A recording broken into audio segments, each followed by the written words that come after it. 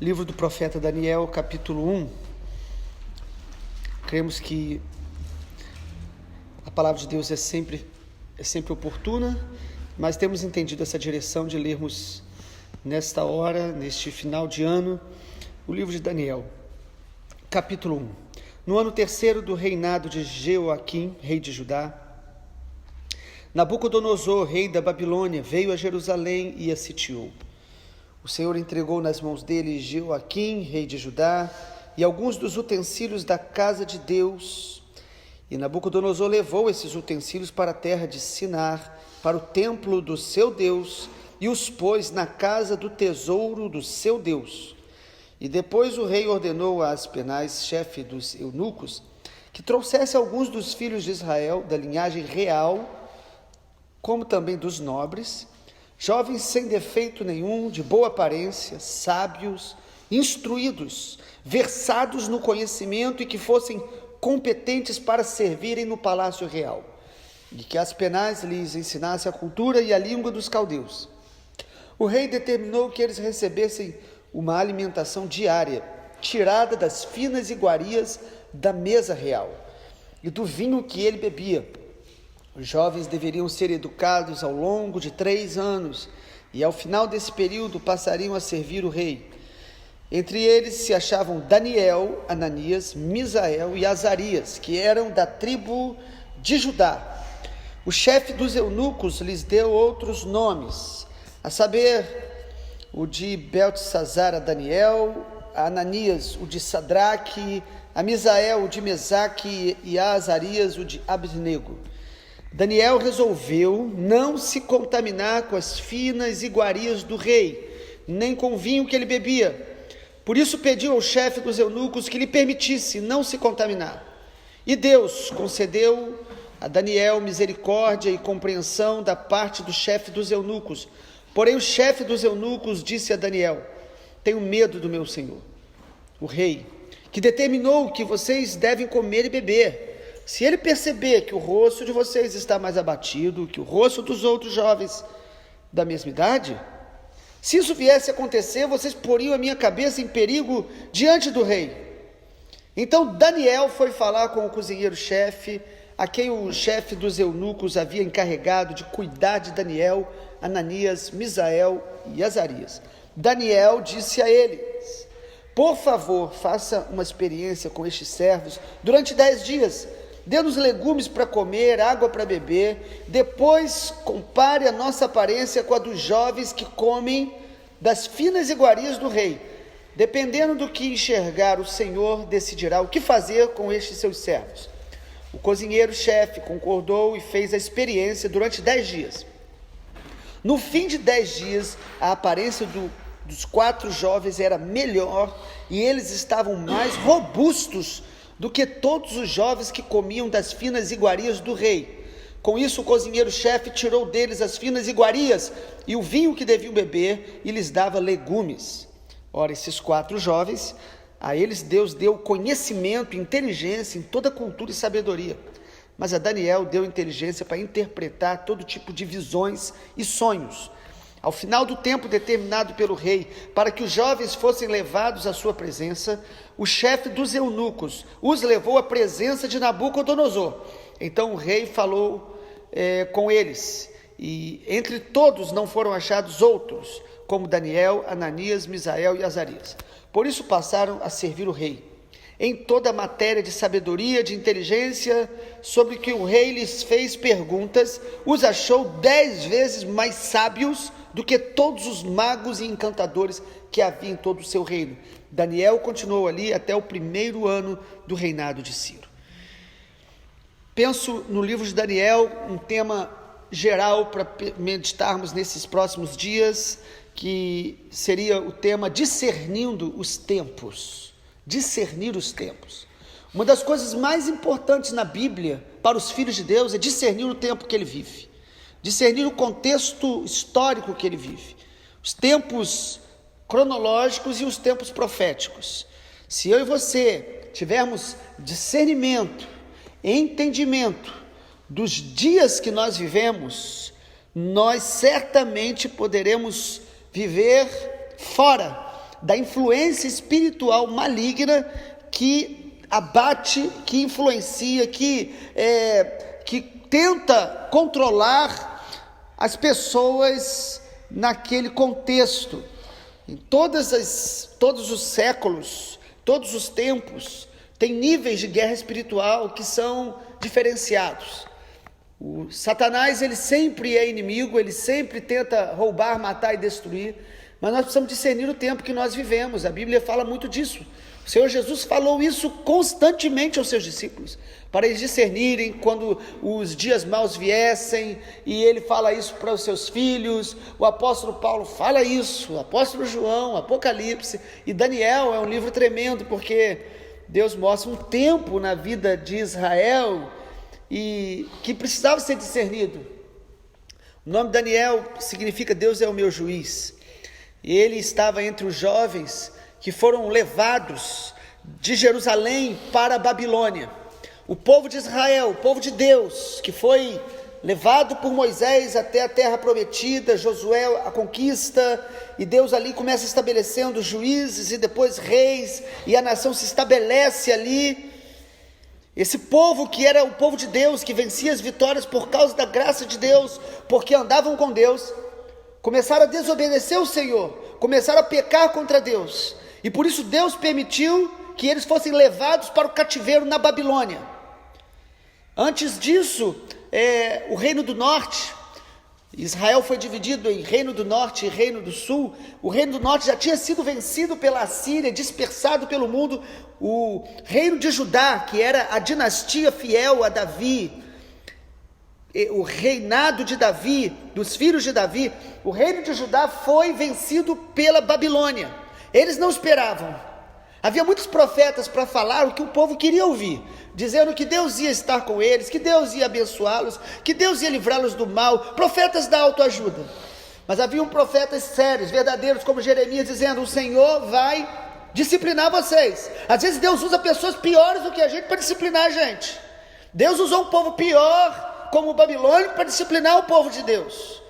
E aí eles são levados, e o capítulo 1 de Daniel descreve isso. No ano de Jeoaquim, que era o rei de Judá, versículo 1, Nabucodonosor, rei da Babilônia, veio, invadiu Jerusalém, sitiou, levou os vasos sagrados do templo, e levou os jovens, o povo judeu, foi levado para a Babilônia.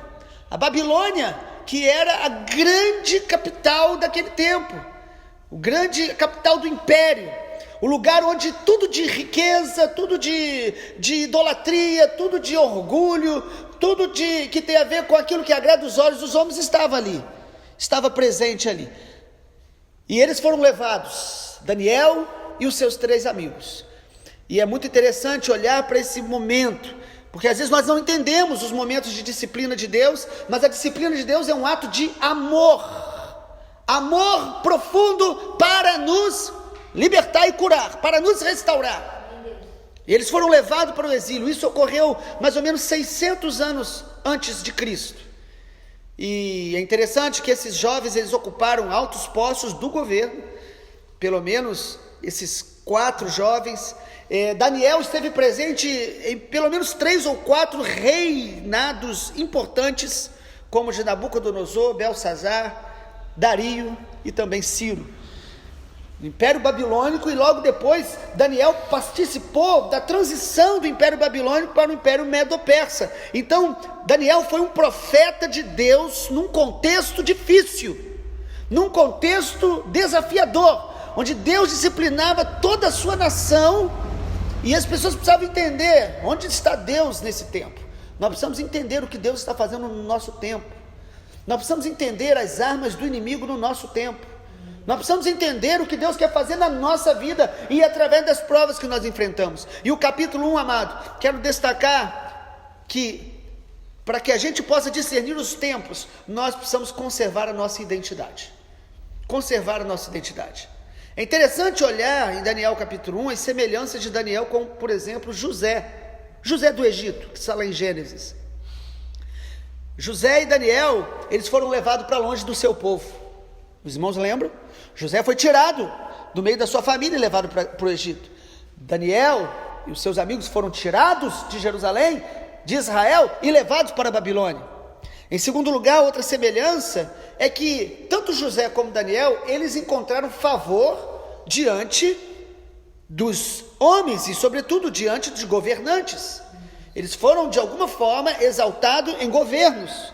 Às vezes nós não entendemos, mas Deus sim coloca pessoas dele para influenciar em órgãos públicos, seja em altos escalões ou como pessoas que trabalham ali para ser sal e luz dentro de governos às vezes extremamente maus e corruptos, mas Deus tem os seus filhos.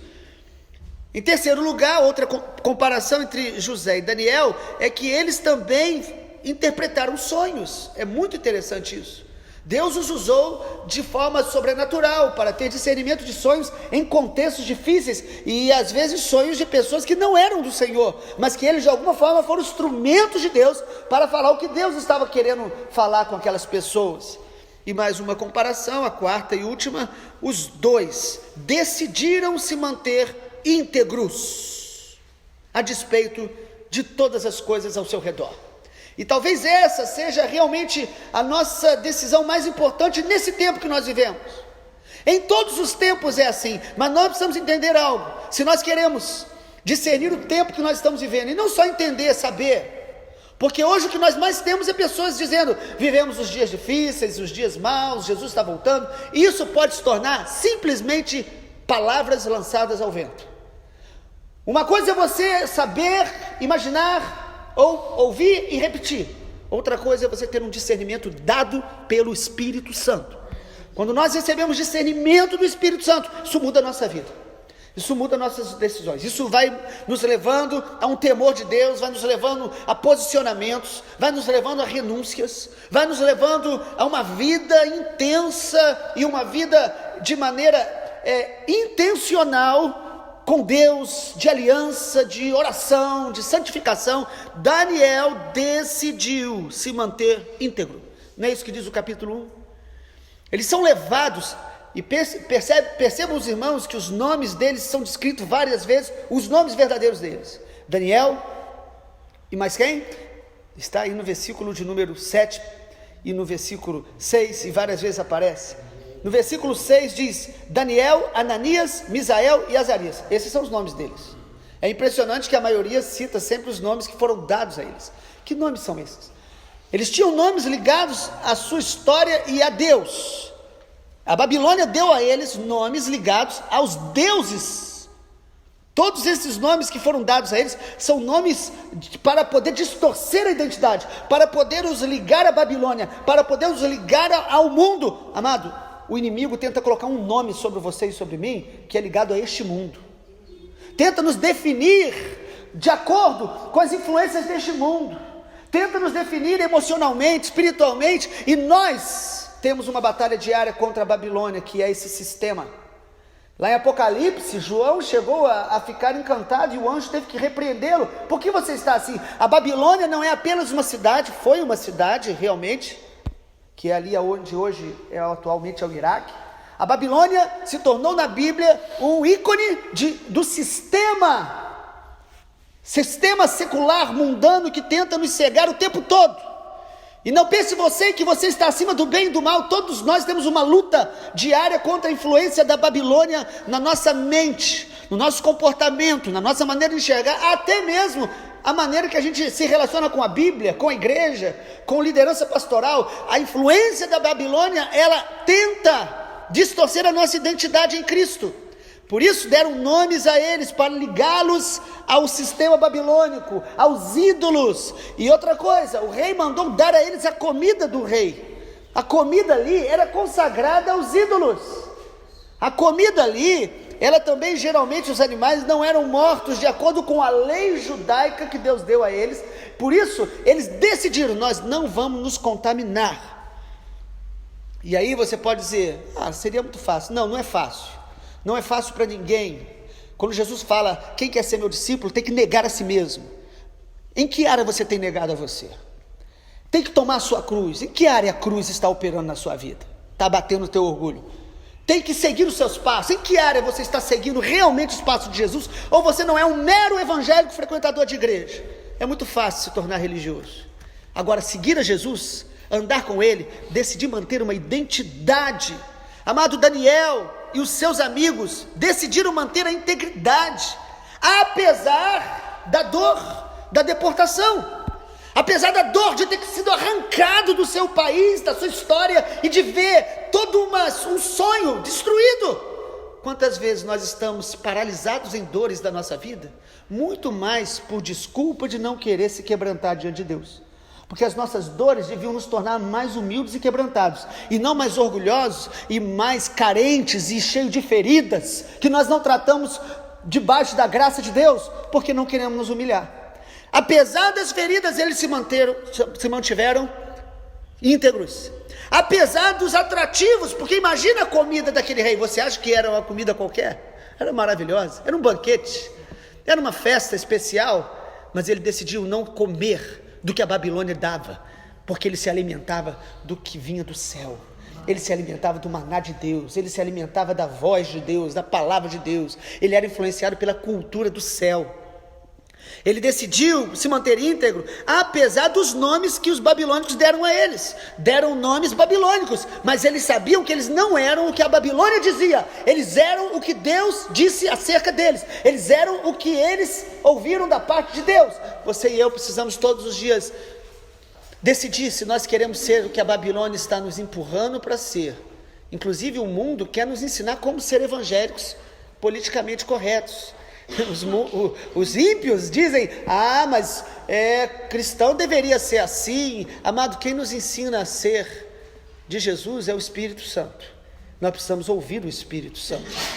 Eles decidiram se manter puros, se manter íntegros, manter leais a Deus, apesar do perigo que corriam diante dos homens, porque todas as vezes que eu decido obedecer a Deus, eu vou ser criticado. Mas nós queremos agradar a todos, e começamos a desagradar a Deus, e daqui a pouco desagradar aos nossos pastores e igreja, e começamos a achar que o que vale a pena mesmo é estar bem diante da Babilônia. Mas eles não, eles começam a pediram essa permissão. Eles falaram, deixa a gente comer só legume, tomar água, e em 10 dias veja como nós estamos. E a Bíblia diz que a aparência deles era melhor do que todos os outros jovens. A Bíblia diz que Deus deu a eles favor, e Deus deu a eles sabedoria 10 vezes maior do que aqueles que estavam ali ao redor. Quando você e eu decidimos manter a nossa identidade, a nossa integridade, a recompensa do Senhor é certa. Você vai ter uma paz em tua alma que o mundo não tem.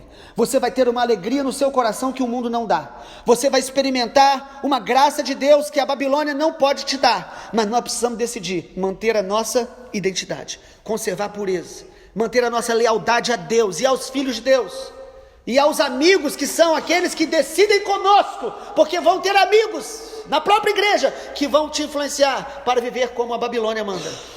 Pessoas boas, mas que não decidem ser radicalmente contra a Babilônia.